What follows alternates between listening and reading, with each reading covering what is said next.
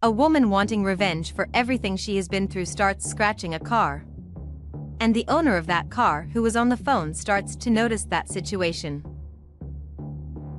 He was very annoyed, because he didn't know that someone would be capable of doing something like that.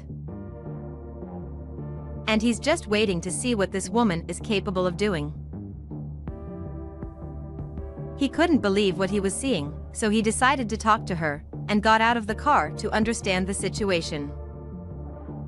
When he asks her why she was doing this, she answers that she scratched the car because it had stained her blouse, and then he remembers what happened a few minutes ago. She was walking calmly on the street and drinking her juice, when she accidentally bumped into this man's car and spilled the juice all over her blouse. But, believing he was right, says she should walk on the street more carefully. But the woman says he ran her over. Outraged that she scratched his car, he says that he could sue her for it, but that he was thinking of a way for her to pay for it, and asks if she could pose as his girlfriend for a day.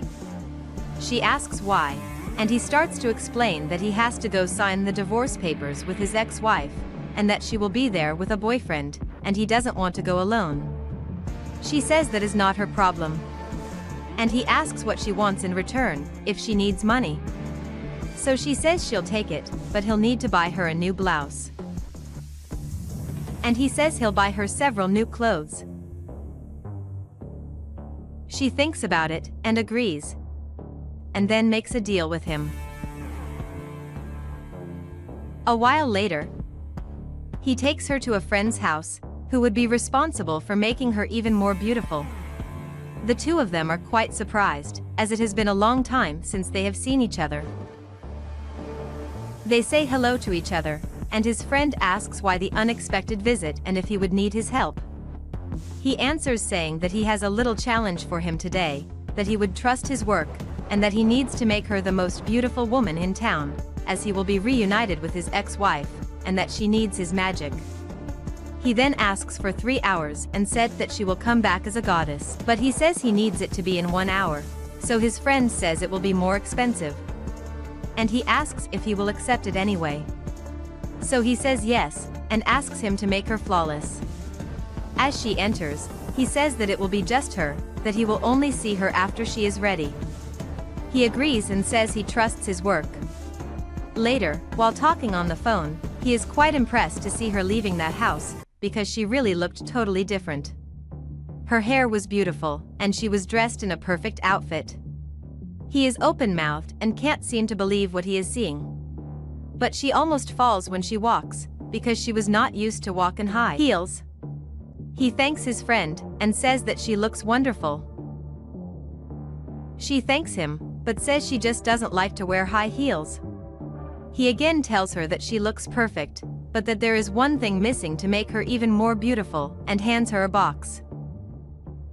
Inside is a beautiful necklace, so the woman thanks him for the gift.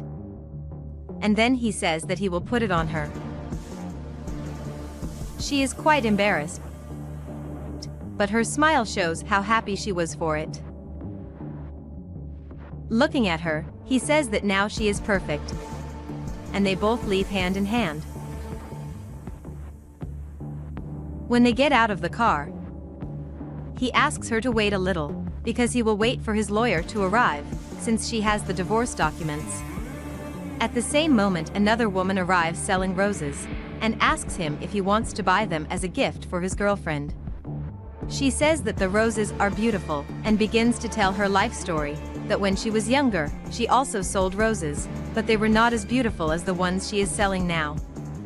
She thanks her, and the man decides to buy all the roses. The saleswoman is quite impressed, and says that his girlfriend is beautiful. She tries to tell him that they were not boyfriend and girlfriend, but he interrupts her and says yes, she is his girlfriend, and he is lucky to have her in his life. She thanks him for the gift she has just received, and he is surprised to learn that she has also sold roses in the past, and asks if she has any more surprises to tell him, and asks what her dream is and what she likes to do.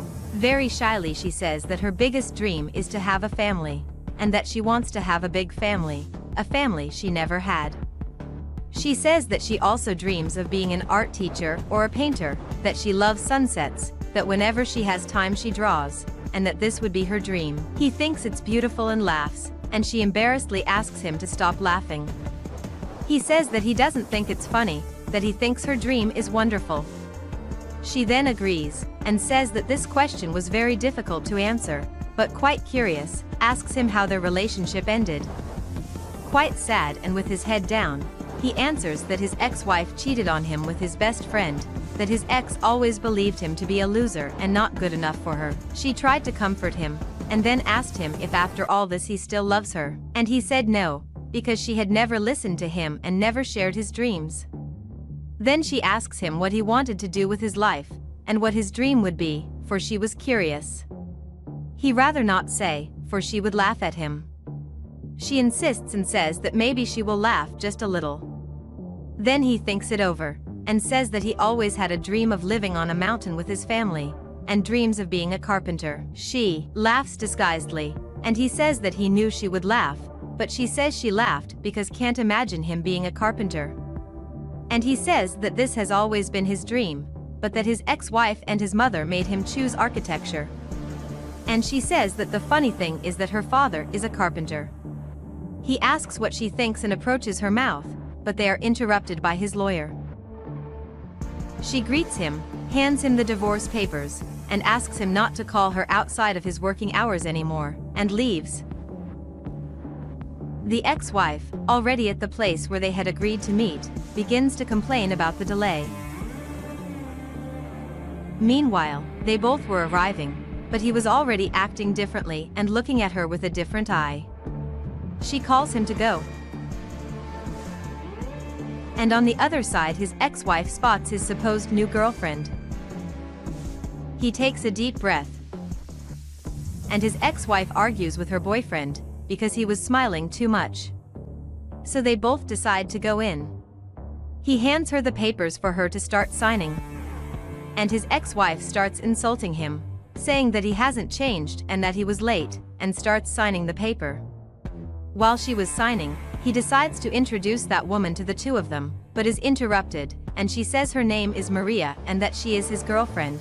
They meet, and she says that there must be something wrong, because with her he is always on time. His ex answers that at least he learned this from her. And she insults him again, saying that she is sorry to say, but if she is expecting someone romantic, she should look for someone else, because he is not, and that he didn't care about that. And she says no, that for the short time they had together he was romantic, because he had gotten roses for her, and that next week they are going to Paris. The ex's boyfriend starts saying he loves roses, and says he wants to visit Paris, and wishes the best for the both of them, but his wife tells him to shut up. She adds that their dream is to have a mountain home, get married, and have a big family. But the ex is impressed, and asks if it's not too soon for them to get married, since they haven't even met yet. He gets stressed, and tells her to stop asking these questions, and tells his supposed girlfriend that she doesn't have to answer, but she answers saying that it's okay, and starts speaking beautiful things to him, and says that she thinks it's beautiful when he gets emotional when he sees her happy, and how gentle he is when he touches her, and what she likes the most is that he is thoughtful in the small details. He says that was beautiful, and again his girlfriend tells him to shut up. Trying to get him out of that situation, she asks him if he doesn't want to wait for her in the car. But he answers saying no, that he was enjoying the conversation. She is very angry and asks him to go to the car. He says he doesn't understand how she treats him like this and still wants to start a family. With all politeness and affection, he asks her if she doesn't want to wait in the car, and then she leaves them both alone. She asks if he is in love, and he doesn't answer and asks her to sign it.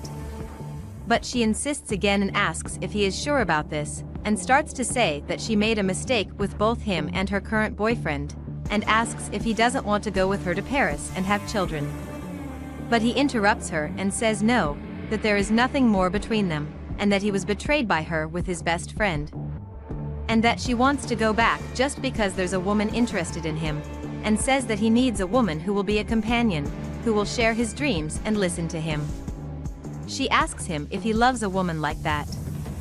Then he signs and answers saying that yes, he needs her, and leaves her alone after signing the papers. When she returns, she asks if it's over, and asks if the trip to Paris is really going to happen. He says that Paris can wait for later, and that he wants to live the moment and get to know her better.